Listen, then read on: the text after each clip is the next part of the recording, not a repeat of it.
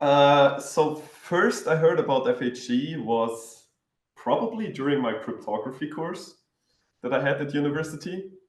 And back then it was actually just another topic that I had to learn for the exam. So I didn't think much of it until a little bit later on when I talked about possibilities for a PhD here in Bochum. Um, and yeah, it came up as a topic, and it sounded quite interesting, and that's where I really paid attention to it. Well, the scheme I'm most familiar with is definitely BGV.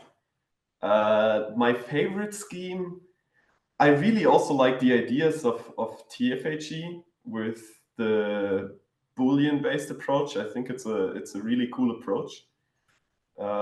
So if I had to choose, it would be between those two, I guess. So I really like the idea of privacy-preserving computation. It's a really cool idea.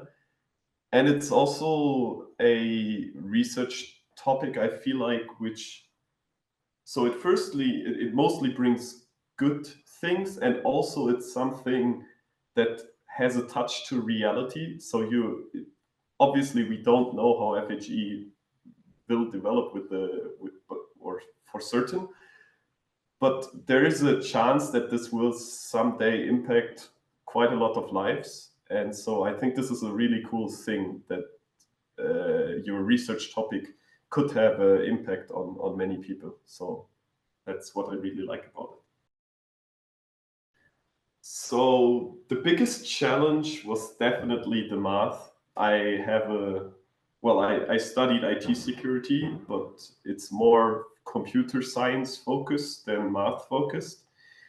And with FHE schemes being scattered across papers, and you really have to search it together to find out what's going on.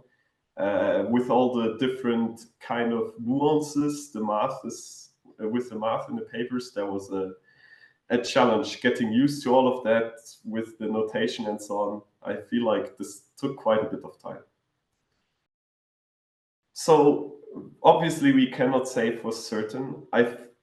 The hard thing for me to judge, others are better at this, how much value can FHE bring in relation to its economic costs, right? In the end, companies will use it if it's worth it economically.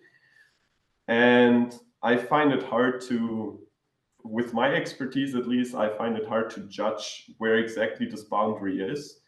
And depending on where we can move it from a research and performance and usability perspective, we might be able to hand it over or make it accessible for more people and make it possible that more people in the world can use it. But if we cannot move this border, then it might be just for very few edge cases. So I'm curious myself where this will go actually. So the two obvious answers to this are performance and usability, I would say, but I will give maybe a slightly more specific answer, which has been bugging me from time to time, but which I think cannot be solved without an effort by the community. And that is finding representable use cases so we can evaluate progress that we make, be it on theory, practice, implementations, certain techniques, whatever. So, for example, for software compilers, we have like there's some benchmarks that you run on big projects or on software that you consider fundamental.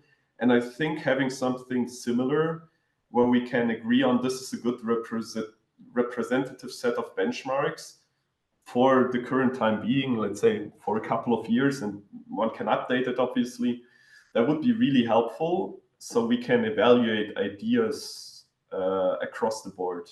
So that would be a cool thing to have. I think if you want to have a career that is topic focused, it's probably always a good idea to try and understand the fundamentals of the topic.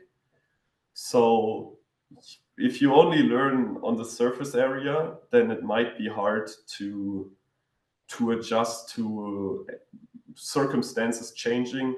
So I've made good experiences with studying certain things in depth, but you also have to know your strengths and weaknesses, and maybe where other people are more suited, maybe in your team or maybe also in the wider research community, to handle this. So maybe as an example for me, I know I will not make advances on new reductions or better reductions for lattices. I have a computer science background. I think I can bring the math, or I can help at least bring the math to a somewhat efficient state. And I think figuring out the details then and the background is an important thing. And so I would recommend doing the same. Figure out what your strengths are. Take a look at what part of FHE your strengths match to, and then use this to your advantage.